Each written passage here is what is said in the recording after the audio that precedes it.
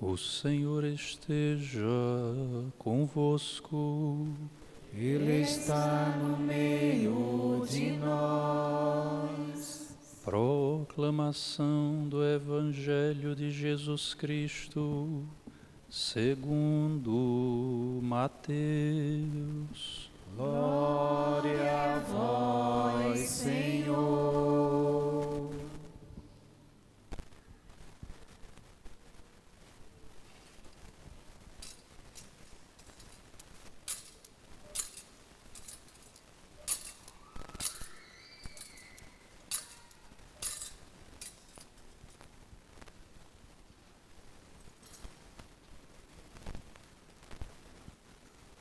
Naquele tempo, Jesus foi à região de Cesareia de Filipe e ali perguntou aos seus discípulos: quem dizem os homens ser o Filho do Homem? Eles responderam: alguns dizem que é João Batista, outros que é Elias, outros ainda que é Jeremias ou algum dos profetas. Então Jesus lhes perguntou: e vós, quem dizeis que eu sou? Simão Pedro respondeu: tu és o Messias, o Filho do Deus vivo. Respondendo, Jesus lhe disse: feliz és tu, Simão, filho de Jonas, porque não foi um ser humano que te revelou isso, mas o meu Pai que está no céu. Por isso eu te digo que tu és Pedro, e sobre esta pedra construirei a minha igreja, e o poder do inferno nunca poderá vencê-la. Eu te darei as chaves do reino dos céus.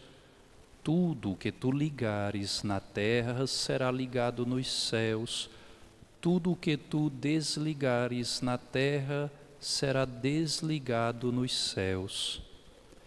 Palavra da salvação. Glória a vós, Senhor.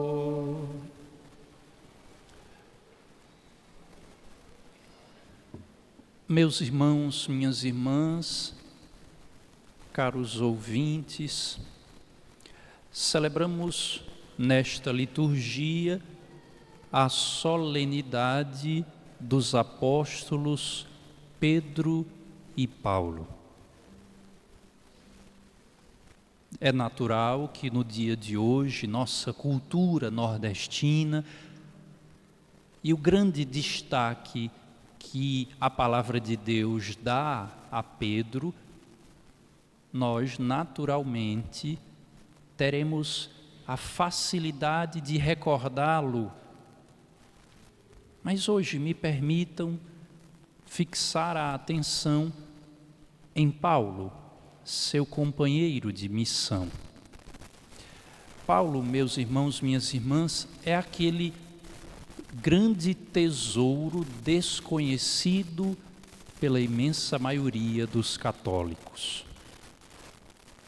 Paulo, como nós conhecemos, nasceu na cidade de Tarso, uma cidade da Turquia, naquela época Anatólia, que é o país que separa o Oriente, a Terra Santa, da Europa.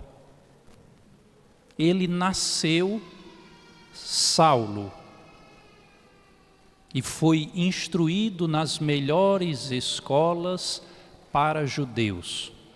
Diz o livro dos Atos dos Apóstolos, ele foi instruído por Gamaliel, um grande instrutor de homens que desejavam viver a religião judaica com fidelidade. Paulo exercia a missão que um bom judeu entendia ser necessária: identificar, perseguir e, se preciso, prender e matar os cristãos. Nós conhecemos bem o seu encontro com Cristo na cidade de Damasco. Lembre-se, Damasco fica na Síria, a quase 650 quilômetros de distância de Damasco. E lá estava, 650 quilômetros de distância de Tarso, e lá estava Paulo, distante da sua pátria, perseguindo os cristãos. Diferente do que muitas vezes nos acostumamos a dizer, Paulo não caiu do cavalo, não. O livro dos Atos dos Apóstolos nos diz que ele, no caminho de Damasco, fez uma experiência de uma luz tão profunda que lhe fez cair, e nada mais que isso. Seja como for, aquele Paulo que perseguia, que era profundamente contra os ideais do cristianismo, agora se torna um dos nossos, um defensor da nossa fé. E dali por diante, aquela mesma convicção que moveu Paulo incansavelmente na defesa do judaísmo, agora move Paulo nas famosas viagens. Foram 4 grandes viagens nas quais Paulo fundava pequenas comunidades em diversos territórios e países que compunham naquela época o Império Romano. Tendo sofrido perseguições, a prisão, a condenação, Paulo, como possuía o título de cidadão romano, foi levado à capital do Império, Roma, e lá foi morto. Como se tratava de um cidadão romano com status legal, Paulo não foi morto com a morte dos condenados, dos escravos indigentes, à cruz, não. Paulo teve uma morte rápida, indolor, a decapitação. O que Paulo deixa de legado para a igreja? Primeiro, a sua conversão. Quanta fidelidade há no coração daquele homem, quanta convicção. Apaixonado por Cristo, Paulo dedica a sua vida para espalhar para os povos que não conheciam Cristo a fé que eu e você conhecemos. E essa convicção, meus irmãos, minhas irmãs, talvez esteja muito em falta nos nossos tempos. Quantos e quantos de nós vergonhosamente nos dizemos católicos, vamos a alguma missa, cumprimos alguns preceitos, talvez até comungamos, mas não temos nenhuma convicção. Basta que se depare diante de nós alguma dificuldade, basta que a nossa fé passe por provações, que logo deixamos de lado a nossa fé, logo dizemos, não, Deus não sabe o que fazer, é melhor que eu decida, é melhor que o meu dinheiro resolva o problema, é melhor que as minhas capacidades, a minha inteligência solucionem tudo, e a fé deixamos de lado. E o que dirá a nossa integridade? Quantas vezes achincalhamos a vida moral que um cristão deveria viver? Paulo, um homem que fez a sua experiência de encontro com Cristo, se torna um incansável apóstolo da fidelidade. Fiel a Deus, Paulo é capaz de anunciar Cristo por inúmeras regiões. É verdade que a sua eloquência, que a sua capacidade intelectual, teológica, são extraordinárias. Mas a vida de Paulo converte muito mais do que seus textos.